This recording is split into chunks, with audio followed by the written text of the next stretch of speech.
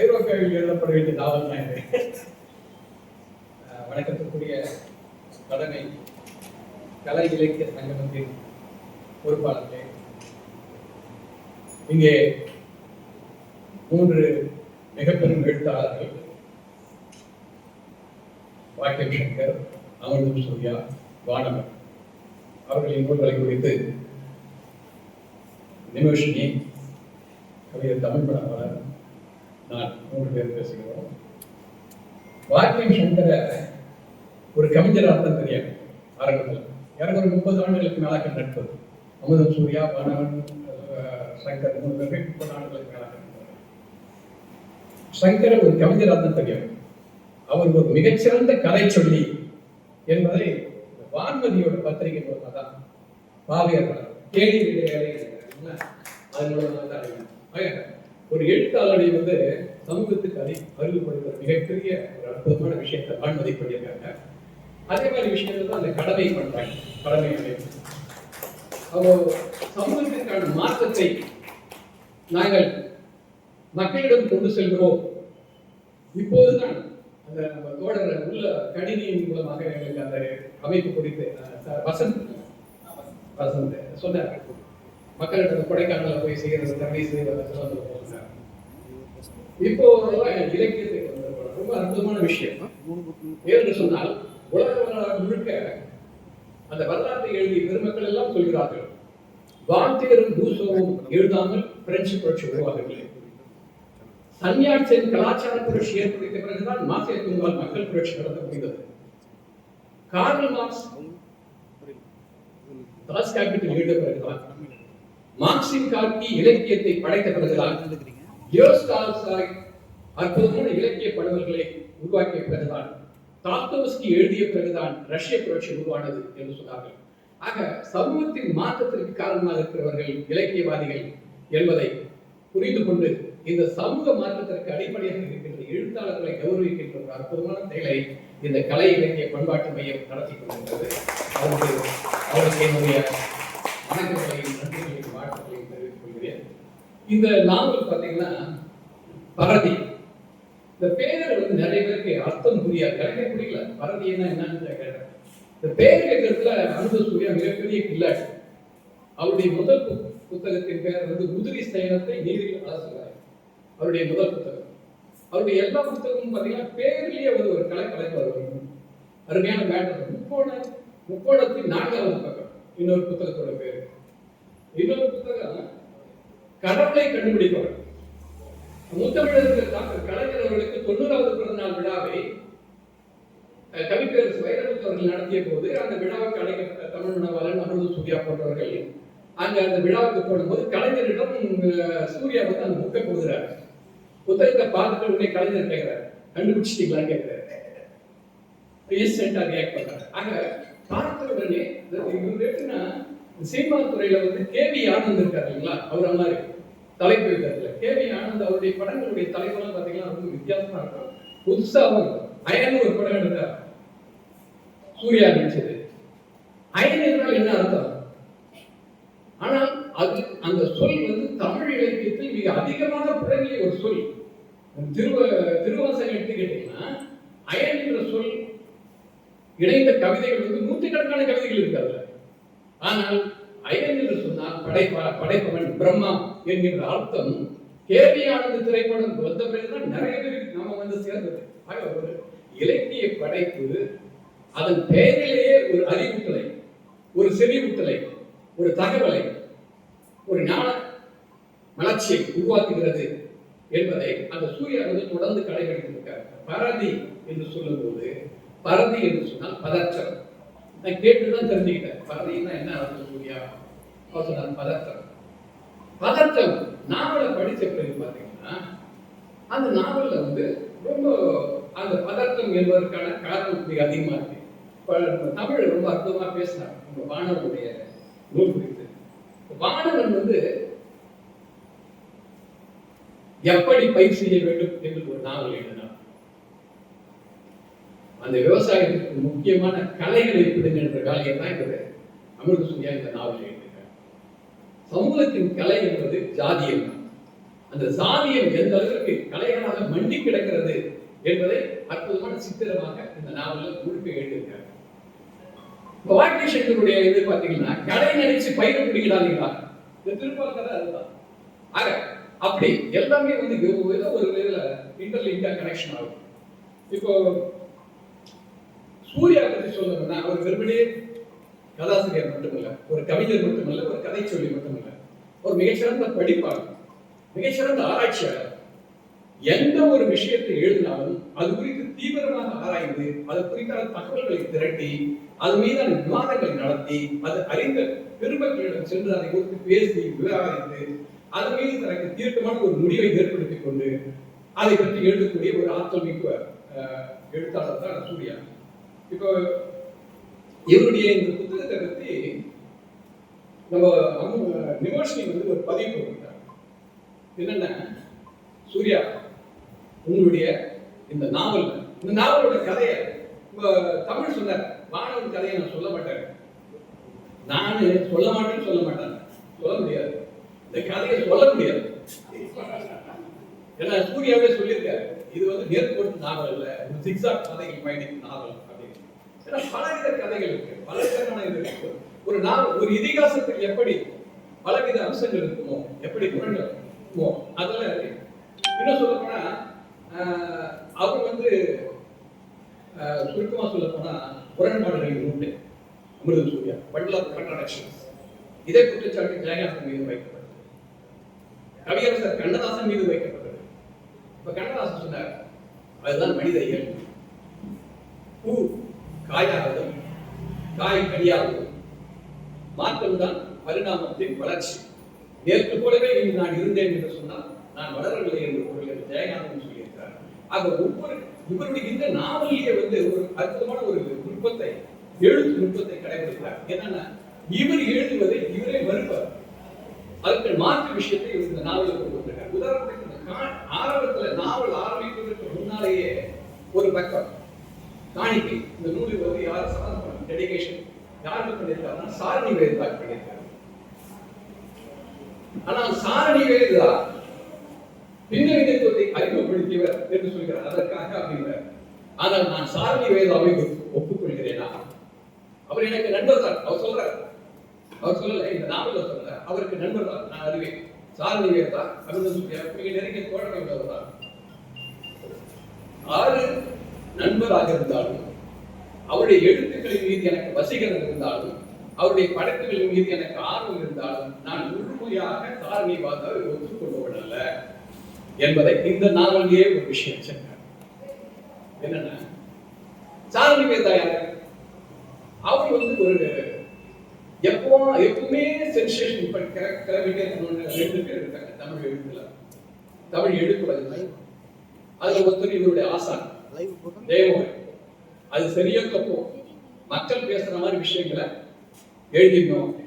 உதாரணத்துக்கு பிரேம் நசீரை விட நடிகர் திலகம் சிவாஜி கணேசனை விட பிரேம் நசீர் மிகச்சிறந்த நடிகர்.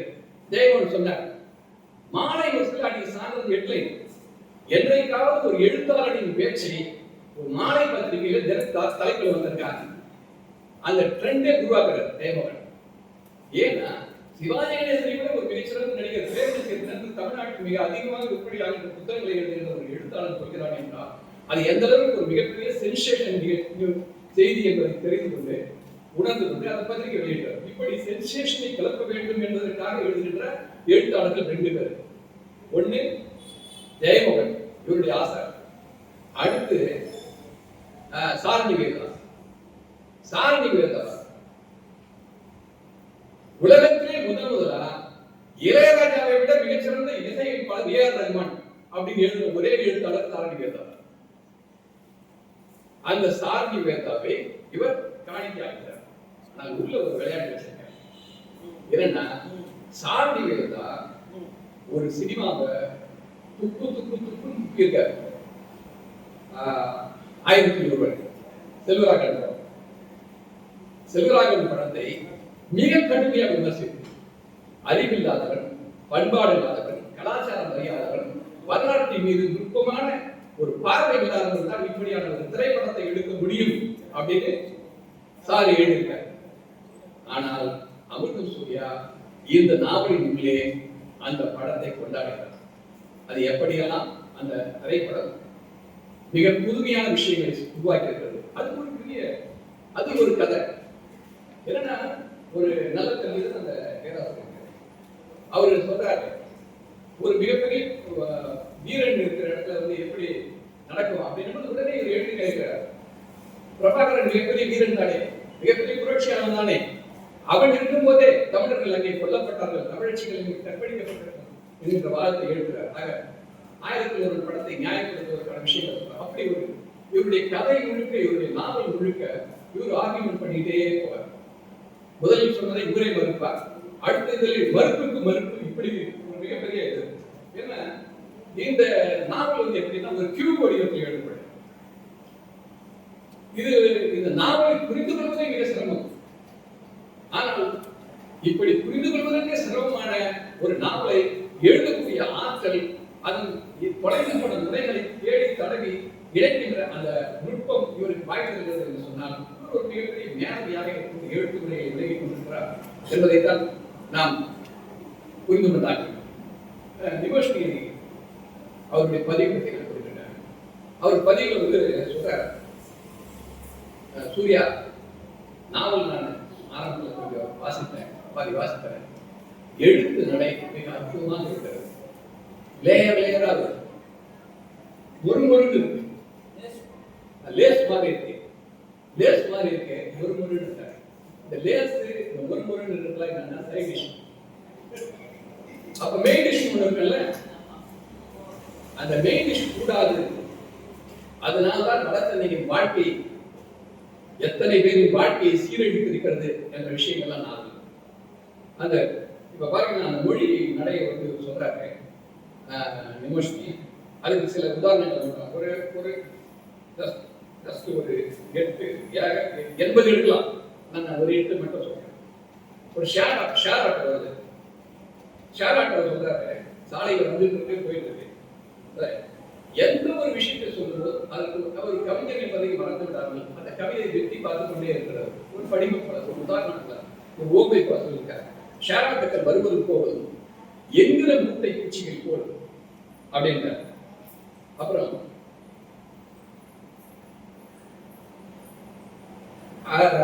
அந்த சேவை பகுதியிலிருந்து பாத்தீங்கன்னா நாவலோட லேண்ட்ஸ்கேப் அந்த வேசர் பாட்டுல வந்து கல்யாணபுரம், அது பக்கத்துல கக்கன் நகர், அது பக்கத்துல அந்த சர்மா நகர், அந்த பகுதி தான். அது பக்கத்துல வேசர் பாட்டுல ஊர் தெரு இருக்கீங்களா, அது ஒரு ஊர் தெருக்குள்ள வரும்போது வந்திக்கிறாரு. எல்லா வீட்டு வாசலையும் கோலம் இருக்கு. எல்லா வீட்டு வாசலிலும் திறந்த கோலமும் மூடிய கதவுமாக இருக்கும். மூடிய கதவுமாக இருக்கும் என்று சொல்லும் போது இவர் ஏற்கனவே எழுதிய அந்த சேரி பகுதியிலே எந்த கதவு மூடப்படாதது, அடையா நெடுக்கதவு எழுதினான் அல்லவா கம்பன், அப்படி அடையா நெடுக்கதவுக்குள்ள கதவு அல்ல, கதவே இல்லை என்றால் வீட்டின் வாசல்கள். பெரும்பாலும் எல்லா மக்களும் அங்கே வெளியிலே வசிக்கிறார்கள், தெருவிலே படுத்திருக்கிறார்கள் செய்திகள். அடுத்து அந்த ஊர் தெரு சொல்றாரு, தெருக்கள் திருச்சூடி இருக்கும், ஊரடங்கு உத்தரவு போட்டது போல. அப்புறம்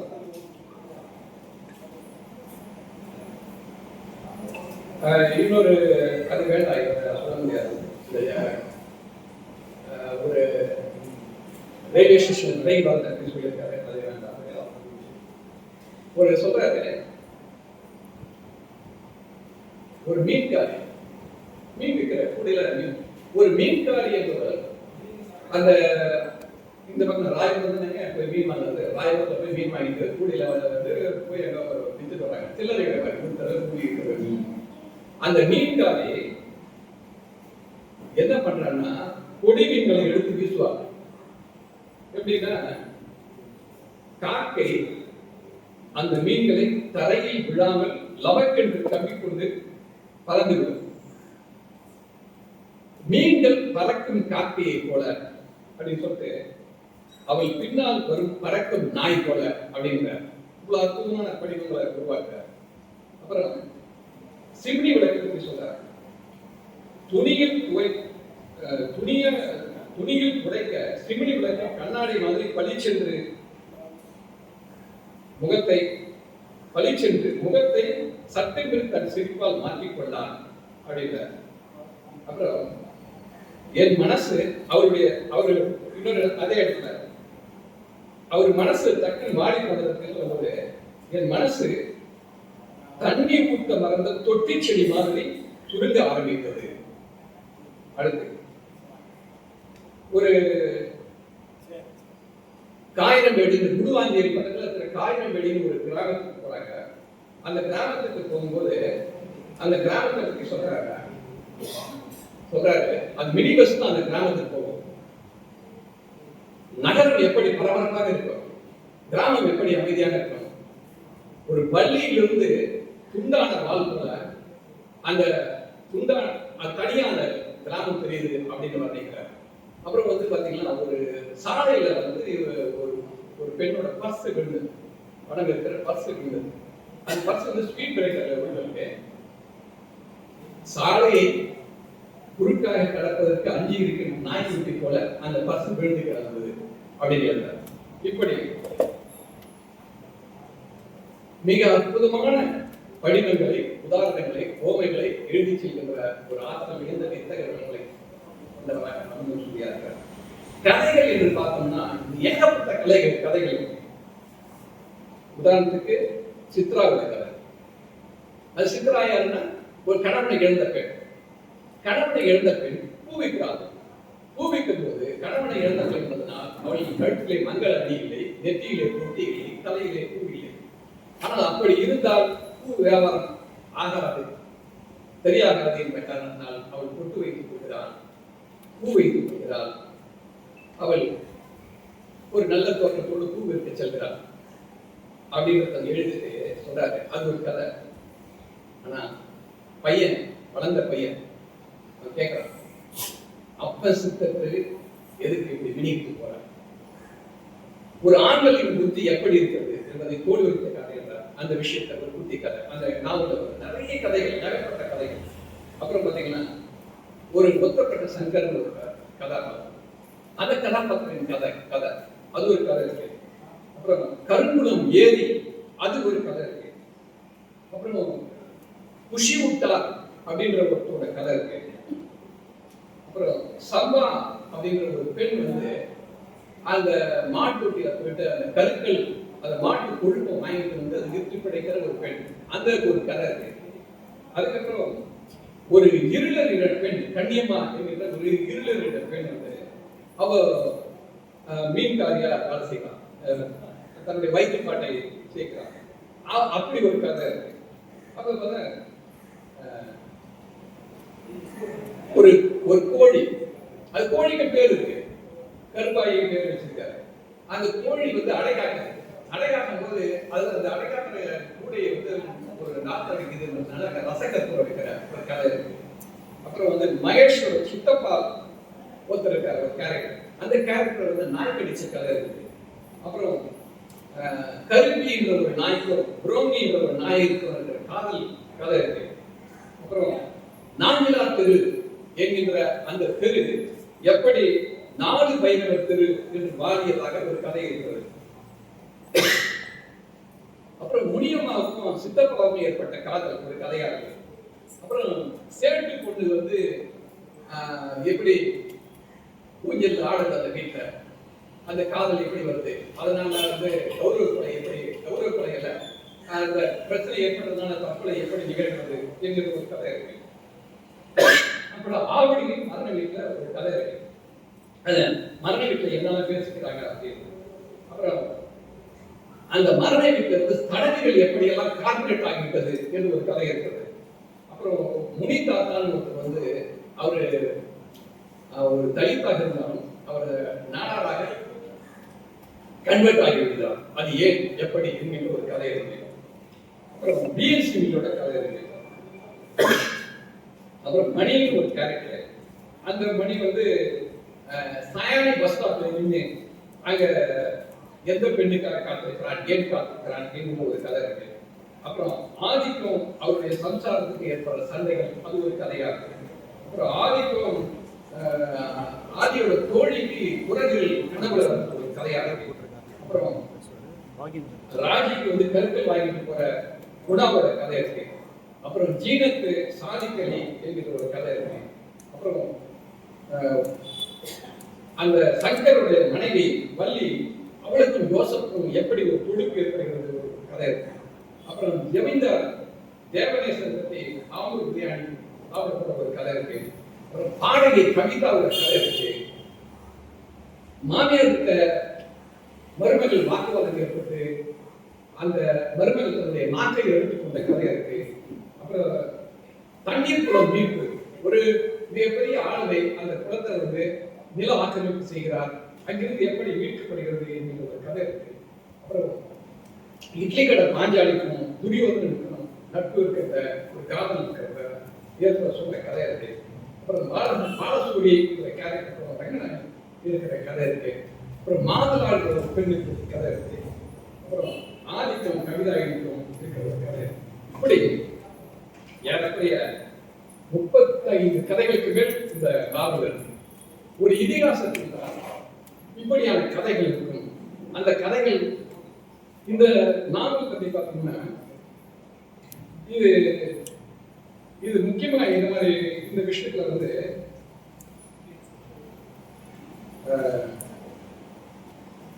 வரலாற்று சம்பவங்களை குறிப்பிட்டிருக்காரு. நிறைய அரசியல் விஷயங்கள் நல்லா சொல்லியிருக்காரு.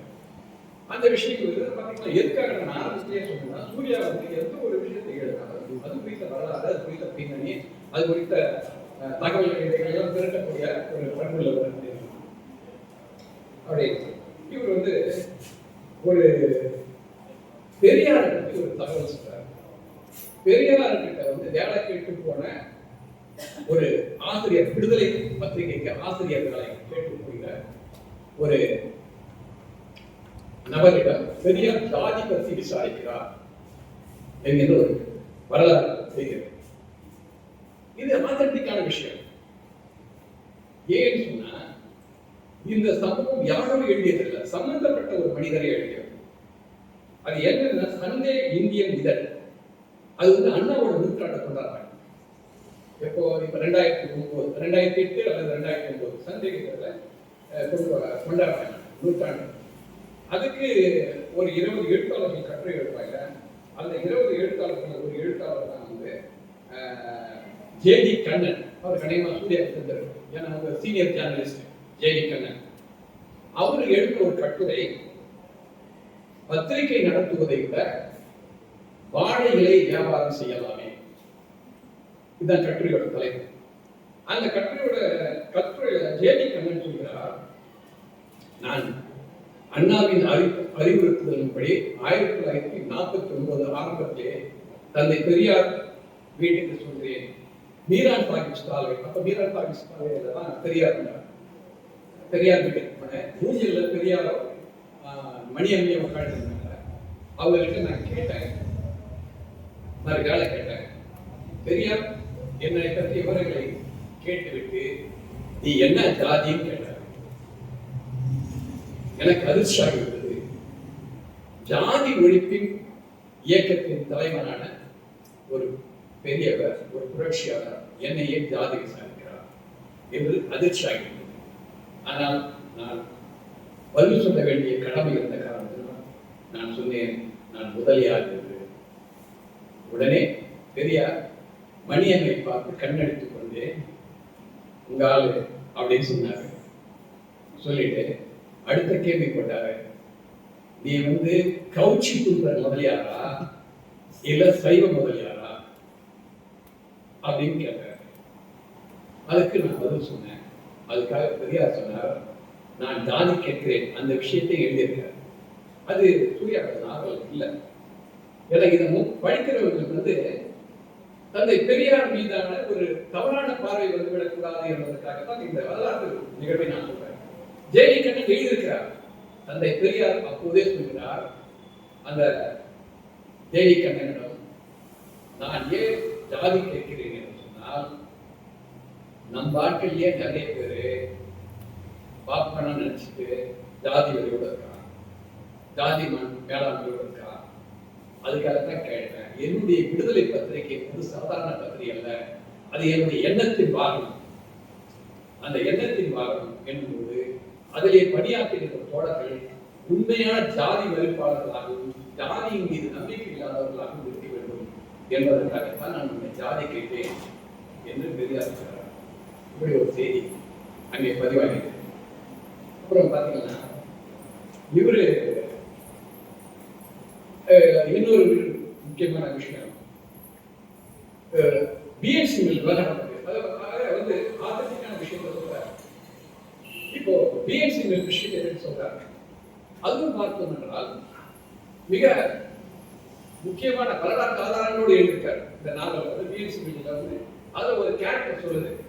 அந்த கேரக்டர் என்ன சொல்லுதுன்னா, திராவிடர் இயக்கம் தான் தலித் மக்களை புறக்கணித்தது, அவர்களை வந்து விளிம்பு நிலையை வாழ வைத்தது, அப்ப விளிம்பு நிலைக்கு தள்ளியது என்கிற குற்றச்சாட்டை ஒரு கேரக்டர் சொல்லுது. அதை இவர் மறுக்கிறார். இன்னொரு கேரக்டர் மறுக்குது, அதை வச்சிருக்காரு. அது உண்மையான வரலாறு கூட. அதாவது பிஎன்சி போராட்டம் நடந்த போது அந்த போராட்டத்தில் தோழர்கள் எல்லாம் பங்கேற்ற போது தலித் மக்கள் அந்த போராட்டத்தை பங்கெடுக்கவில்லை, வேலை நிறுத்தத்தை பங்கெடுக்கவில்லை. அதற்கு காரணம் எம்.சி. ராஜா தலைவர் தலித் மக்கள் வெளியூர்களில் இருந்து கிராமங்களில் இருந்து ஜாதி கொடுமையால் தமிழகத்தில் சென்னைக்கு துரத்தப்பட்டு அந்த சென்னையிலே வந்து பணியாற்றுகிறார்கள். அவர்கள் இந்த பிழைப்பையும் இழந்து விட்டால் மீண்டும் கிராமங்களுக்கு தான் போக வேண்டும் என்கிற காரணத்தினால் பொருளாதார அடிப்படையிலே அந்த பிரச்சனை அடைகிறார் என்பதெல்லாம் சொல்லியிருக்காரு. அப்படி பார்க்கும்போது இன்னொரு முக்கியமான விஷயம் என்னன்னு சொன்னா, அந்த நான் ஏற்கனவே சூரியனுக்கு ஒரு விஷயத்தை சொல்லியிருக்கேன். இப்படி இந்த விஷயத்தை படிக்கும் போது, நாவல்ல படிக்கும் போது வரலாறு தெரியாதவர்கள் என்ன நினைப்பார்கள் என்று சொன்னால், அந்த வேலை நிறுத்தத்திற்கு காரணமாக இருக்கின்ற தமிழ் தென்றல் திருவிக அவர்களை அவர் ஒரு ஜாதியவாதியோ, அவருடைய பெயருக்கு தான் கல்யாண முதலியார் இருக்கிறது, அவரை ஒரு ஜாதியவாதியாக கற்பிதம் செய்து கொள்ளக்கூடிய ஆபத்து இருக்கிறது என்ற காரணம் அந்த விஷயத்தையும் வரலாற்று ரீதியாக நான் தெளிவுபடுத்துவதில்லை. இன்றைக்கு பார்த்தோம் என்று சொன்னால், திராவிடம் என்கின்ற அரசியல் சொல்லாடல் தமிழகத்திலே அது மிக பரவலாக அறியப்பட்டது தந்தை பெரியாரால் தான். இன்றைக்கும் திராவிடம் என்கிற சொல் தான் தமிழகத்தை ஆண்டு கொண்டிருக்கிறது. அது ஆளுங்கட்சியாக இருந்தாலும் சரி, எதிர்கட்சியாக இருந்தாலும் சரி, அந்த திராவிடம் என்கிற சொல்லை தந்தை பெரியார் தான் பரப்பினார் என்று சொன்னாலும் கூட, அந்த திராவிடம் என்ற சொல்லாடலை அரசியல் மயப்படுத்தியவர் அயோத்திதாச பண்டிதர் என்கின்ற ஒரு தலித். அந்த அயோத்திதாச பண்டிதர் குறித்து இதுவரை எந்த ஆராய்ச்சியாளரும் எழுதவில்லை. திராவிட இயக்க ஆராய்ச்சியாளர்கள் கூட எழுதவில்லை. காத்தா திருநாவுக்கரசு எழுதியிருக்கிறார், தந்தை பெரியார் சில இடங்களில் குறிப்பிட்டிருக்கிறார், அதுக்கு 1-2 குறிப்பிட்டிருக்கிறார். முத்தமிழர் கலைஞர்கள் தமிழக முதல்வராக இருக்கும் பொழுது சித்த மருத்துவமனை ஆரம்பிக்கப்பட்டது 2004 என்று நினைக்கிறேன். அந்த சித்த மருத்துவமனைக்கு அயோத்திதாச பண்டிதர் மருத்துவமனை என்று பெயரிட்டிருக்கிறார். அப்படி சில நேரங்களிலே சில பெருமைகளை கொடுக்க தவறியதில்லை. ஆனால் அந்த இடத்திலே திருவிக அவர்களை பற்றி ஒரு தவறான சித்திரம் வந்துவிடக்கூடாது என்பதற்காக அதற்கு பின்னால் இருந்த வரலாற்று செய்தியை முழுக்கத்தையும் நான் இங்கே நினைவுபடுத்துகிறேன். அயோத்திதாசர் பண்டிதரை குறித்து தமிழ்நாட்டில் முதல் எழுதியவர் தமிழ் தென்றல் திருவிக. அது மட்டுமல்ல, அந்த அயோத்திதாசர் பண்டிதர் எப்படிப்பட்டவர் என்று சொன்னால், ஆல்காட் என்கிற ஒரு அறிஞர், இன்றைக்கு தமிழகம் முழுக்க தாழ்த்தப்பட்ட பள்ளிகள் இப்பொழுது பெயர் மாற்றிருக்கிறார்கள், அந்த பள்ளிகள் உருவாவதற்கு காரணமாக இருந்தவர் ஆல்காட். அவர் அயர்லாந்து நாட்டை சார்ந்தவர். அந்த ஆல்காட் அவர்கள் மரணம் அடைந்த போது அவர் ஒரு உயிரை எழுதியிருக்கிறார்.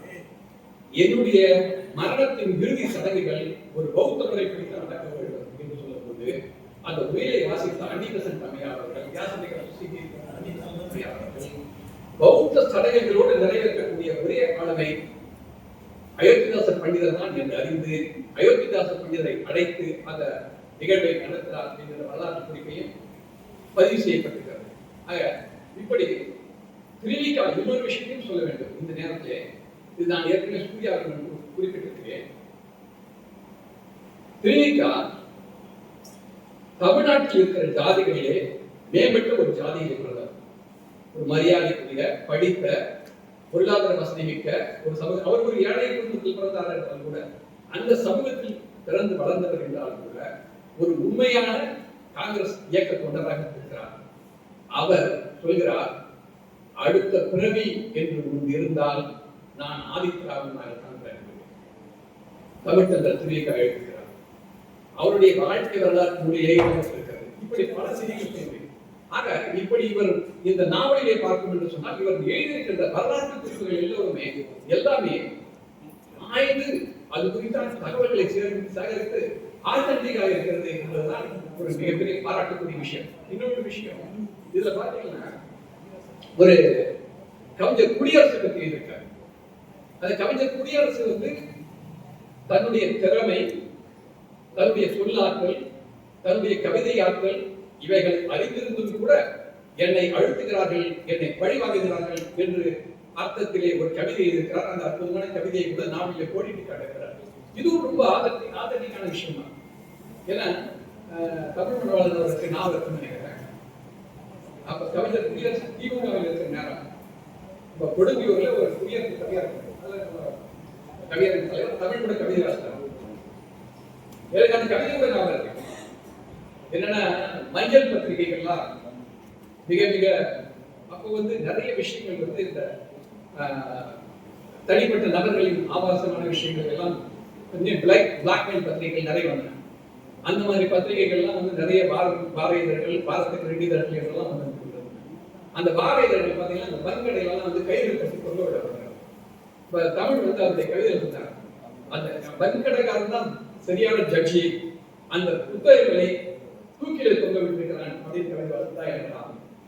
அந்த கவிதை முடிஞ்ச பிறகு நானே தமிழ் குடியரசு 3 பேரும் அந்த பிளாட்ஃபார்ம்ல உட்காந்து சூர்யா இருந்தாரா நான் புரிய முடியாது. அப்போ அந்த பிளாட்ஃபார்ம்ல உட்காந்து பேசும்போது குடியரசு பர்சனலா சொன்னாங்க, இப்படி எல்லாம் எனக்கு குடும்பப்படுத்துவாங்க. ஆக எல்லா மட்டங்களிலும் ஜாதிய பேய் என்பது ஆக்ரோஷமாக செயல்படுகிறது என்பதை இந்த நாவல் முழுக்க காட்டியிருக்காங்க. இதுல என்னன்னா ஒரு முக்கியமான அந்த கதையின் மைய தரவு என்னவென்று பார்த்தால் சாதி குறித்தான பல விஷயங்கள்ல பல கதாபாத்திரங்கள் பாதிக்கப்பட்டிருந்தாலும் முக்கியமான ஒரு கேரக்டர் பார்க்கும்போது ஒரு அந்த கணவன் தாண்டத்துக்கு சமூகத்தை சார்ந்தவர்கள், மனைவி ஒரு பிற்படுத்தப்பட்ட சமுதாயத்தில் இப்போது குடும்பத்துல கணவன் மனைவிக்குள்ளே எல்லா சண்டை போடாத தம்பதிகளே இருக்க மாட்டாங்க. இந்த உலக இயற்கை. ஆனால் அங்கே சண்டை நடக்கும்போது அந்த பெண் சட்டென்று ஜாதி காட்சிக்கு அப்படின்னு சொல்லிட்டு மாட்டுக்கறி தின்ற நீ எப்படி பண்புள்ளவனாக முடியும் என்று நித்திங் விரோதம் என்று சொல்வார்கள். அப்படியான ஒரு வசை சொல்லை அவர் பயன்படுத்துகிறார். எதனால் பாதிக்கப்பட்ட கணவன் அவனும் மிக தேவையில்லாமல் பேசக்கூடாத விஷயங்களை பேசுகிறான். இப்படி எல்லாம் சொல்லும்போது இந்த கதையின் மெசேஜ் மையம் என்பதாக ஏதாவது இருக்கிறது என்று சொன்னால் அதை நான் இப்படி புரிந்து கொள்கிறேன். இப்படியாக நிம்மதி இல்லாமல், காதல் இல்லாமல், எப்போதுமே சண்டை கொடுத்து கொண்டிருக்கிற தம்பதிகளுக்கு அந்த தம்பதிகள் பாதிக்கப்படுகிறார்களோ இல்லையோ, அந்த தம்பதிகளுக்கு பிறந்த குழந்தைகள் நிச்சயமாக அவருடைய மன அமைதி குலையும் என்கிற செய்தியை மிக அற்புதமாக சொல்லியிருக்கிறது. ஏன்னா அவங்க பையன் அந்த தம்பதிகளுடைய பையன் அவன் படிச்சுட்டு பாறையில் அவன் கேட்கிறான் அப்பாவை, அப்பா நீ ஏன் கல்யாணம் பண்ணிக்கிட்ட, ஏன் இன்டர்காஸ்ட் மேரேஜ் பண்ணிக்கிட்ட, காதலா அல்லது சமூகத்தில் ஒரு புரட்சி செய்ய வேண்டும் என்கிற ஆசையா என்று கேட்கிறான். அப்படி ஒரு 4-5 விஷயங்கள் சொல்றான். அப்பொழுது அவர் சொல்கிறார், இல்லை எல்லாமும் தான் என்கிறார். அப்போ சொல்ல போது நாங்கள் சண்டை போட்டாலும் நாங்கள் மறுநாளே சமாதானம் ஆயிடுமே, எங்களுடைய மனம் அமைதி விடுகிறது, நாங்கள் மறுபடியும் காதல் பயப்படுகிறோம் என்று சொல்லும்போது பையன் சொல்கிறான், நீங்கள் சமாதானமாகிறீர்கள், ஆனால் எங்கள் மனம் அமைதி அடையவில்லை, நான் பாதிக்கப்படுகிறேன் என்று சொல்கிறார். இப்படி விஷயம் போது ஆக பாகிஸ்தான் இந்த வார்த்தை யூனிவர்சிட்டி பேசும்போது அவர் சொன்னல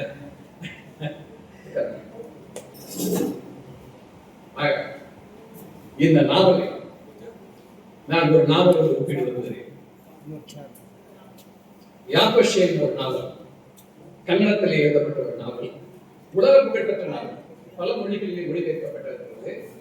நேவிச்சந்திராயன் என்ற ஒரு பெண் எழுத்தாளர்கள் எழுதிய நாவல். அந்த நாவலுக்கு ஈடாக இந்த நாவலை நான் கருதுகிறேன். ஒரே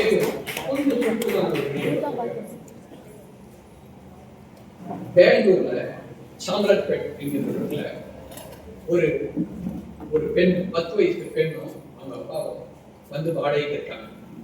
அவங்க எங்கே குடியிருக்கிறாங்கன்னா ஒரு ஒரு அரிஸ்டோகிராட்டிக் ஏரியா தான். சாம்ராஜ்பேட்டைன்றது ஒரு கண்ணியமான பகுதி, அரிஸ்டோகிராட்டிக் பகுதி, மேன்மக்கள் வசிக்கிற இடம். அங்கே ஒரு பிற்படுத்தப்பட்ட சமுதாயத்தின் வீடு பக்கத்து வீடாக இருக்கிறது. அவர்களும் வாடகை இருக்கிறவர்கள். அந்த குடும்பத்திற்கு நல்ல நட்பு இருக்கிறது. அம்மா இல்லாத பொண்ணு, இந்த பொண்ணு அப்பா மட்டும் தான். அந்த பொண்ணு பெரியவளாயிருந்தா, ஒரு 10 வயசு பொண்ணு 12 வயசுல பெரியவளாயிருந்தா. அப்பா இறந்து போறாரு. இந்த பிற்படுத்தப்பட்ட சமுதாயம் சொன்னாலும் கன்னடத்துல ஒரு ஏதோ ஒரு ஜாதியாக சொல்றாரு ரைட்டர். அது மிகவும் பிற்படுத்தப்பட்ட சமுதாயம் என்று சொன்னாலும் கூட அந்த குடும்ப தலைவர் சொல்கிறார், நாங்க ஐயருக்கு அடுத்தபடி என்றார். ஐயரை விட மேல இப்படி ஒரு சில நம்பிக்கைகள் இருக்கு.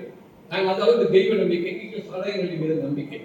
அப்படிப்பட்ட அந்த அம்மா ஒரு முடிவெடுக்கிறார். அப்பா இறந்துச்சு, நெருக்கடியாக இருக்கிற பொண்ணு, இந்த பொண்ணுக்கு தன்னுடைய மகனை கட்டி வைக்கிறார். அந்த பொண்ணு யாருன்னாக்கா இஸ்ரேலில் யூதர் சமூகத்தில் பிறந்தவர். அவர் ஜெர்மனில வசிக்கிறார். ஹிட்லருடைய கொடுமை தாங்காமல் அங்கே வெளியேற்றப்பட்ட அந்த யூத குடும்பங்களிலே ஒரு பெண். அந்த பெண் அவளுக்கு சின்ன வயசுல இருந்தே ஒரு மிகப்பெரிய ஆசை இருக்கு. என்னன்னா நம்முடைய அவருடைய அம்மா ஜெயிலுக்கு போயிடலாம், அக்கா ஜெயிலுக்கு போயிடலாம் ஹிட்லருடைய சிறைச்சாலையில. அந்த அம்மாவும் அக்காவும் உயிரோடு இருப்பார்களா, இப்போது நாம் கண்டுபிடிக்க முடியுமா அப்படின்னு நினைச்சு தேடுறோம். அந்த தேடல் தான் நான் உங்களுடைய கடைசியில் தேடி கண்டுபிடிக்கிறாங்க. அம்மா இறந்து போயிடுறாங்க, ஜெயிலே இறந்து போறாங்க. அக்கா இஸ்ரேல்ல வசிக்கிறாங்க. அந்த இஸ்ரேல்ல வந்து யாத்ரஷேம்ங்கிற ஒரு இடம் இருக்கு. அந்த யாத்ரஷேம் யூதர்களுக்கு ஒரு புனிதமான இடம். அங்கே போகிறாள். இந்த நாவல் முழுக்க அவருடைய எண்ணம் என்னவாக இருக்கிறது என்று சொன்னால், இந்த உலகம் ஏன் யூதர்களை இப்பொழுது கேவலமாக நடத்துகிறது, இந்த உலகம் ஏன் யூதர்களை இப்படி வன்முறையாக நடத்துகிறது, இந்த உலகம் ஏன் யூதர்களை மிக மோசமாக இழிவாக மனிதர்களின் கீழாக கொடுமைப்படுத்துகிறது. இந்த கேள்விதான் நான் இருந்து கொண்டே இருக்கிறது. அங்கே சென்றவர்கள்தான் அங்கே நேரடியாக பார்க்கிறார், யூதர்கள் எந்த அளவிற்கு மோசமாக இஸ்லாமியர்களை கொடுமை செய்கிறார்கள், இஸ்லாமியர்களை மிக கொடூரமாக கொலை செய்கிறார்கள், எப்படியான இஸ்லாமிய வெறுப்பு யூதர்கள் இருக்கிறது என்பதை புரிந்து கொண்டு அவள் மனம் மாறுகிறாள் என்பதாக கதை முடிகிறது. அந்த கதையிலும் அதே போல் மகன் இஸ்லாத்துக்கு மாறுகின்ற ஒரு முடிவு. இந்த இடத்தில் தலித்துகள் மீது ஏன் இப்படியான தாக்கம் நடக்கிறது, தலித்துகள் மீது ஏன் இப்படியான வெறுப்பு இருக்கிறது, தலித்துகள் மீது ஏன் இப்படியான பிரிவினை இருக்கு. பாத்தீங்கன்னா மேட்ரிமோனியல் அட்வர்டைஸ்மெண்ட்ல பாத்தீங்கன்னா caste no bar except SCS people, இப்படிலாம் விளம்பரங்கள் பார்க்கிறோம். இப்படியான இந்த எண்ணம் இருந்து கொண்டே இருக்கிறது. ஆனால் இந்த நாட்டிலே அவர் சொல்கிறார், தலித்துகளும் ஜாதி பார்க்கிறார், தங்களின் கீழாக இருக்கிற அந்த இருளர் இன பெண்ணை கீழாக பார்க்கிறார்கள், தலித்துகளும் அருந்ததிகளை கேவலமாக பார்க்கிறார்கள். இப்படி இருந்து கொண்டே இருக்கிறது. இந்த எண்ணங்கள் மாற வேண்டும். இந்த எண்ணங்கள் இருக்கும் வரை சமூகம் உருப்படாதது. இந்த எண்ணம் தான் இந்த சமூகத்தில் விளைந்திருக்கிற மிக மோசமான நச்சு பயிர். இந்த நச்சு பயிர் அகற்ற வேண்டும் என்பதற்காகத்தான் இந்த நாவலை அவர் எழுதியிருக்கிறார் என்று நான் கருதுகிறேன். இந்த நாவலில் ஒரே ஒரு விஷயம் தான் கொஞ்சம் தூக்கலாக போர்வையில் ஆப்சியன் மேட்டர்ஸ் என்று சொல்லுகின்ற சில விஷயங்கள் இருக்கின்றன. ஆலோசனை மேட்டர்கள் நிறைய இருக்கின்றன. பார்த்தீங்கன்னா உலகம் முழுக்க புகழ்பெற்ற நாவல்கள் எல்லாம் அதை போன்ற விஷயங்கள் இருக்கின்றன. ஆனால் இந்த அருந்ததி நாவல், அந்த நாவலே ஒரு காட்சி அப்படி வரும். ஆனால் ஒரு இடத்துல விட்டுவிட்டு அதோடு விட்டுவிடும். ஆனால் இந்த முழுக்க இது வந்து கொண்டு இருக்கிறது. அப்போதுதான் இந்த அதிலே ஒரு துன்பத்தை வைத்திருக்கிறார். என்னன்னா செக்ஷுவலி பர்ஃபெக்ட், மிகை காமம். இந்த மிகை காமம் எதை பார்த்தாலும் காமத்தின் குறியீடாக எண்ணுகின்ற எண்ணம். அந்த எண்ணம் இருப்பது ஒரு மனநோய். அந்த மனநோய் இருப்பவர்கள் எப்போதுமே பதட்டமாக இருப்பார்கள். எனவேதான் இந்த நாவலின் பெயர் பரதி, பதட்டம் என்பதாக நான்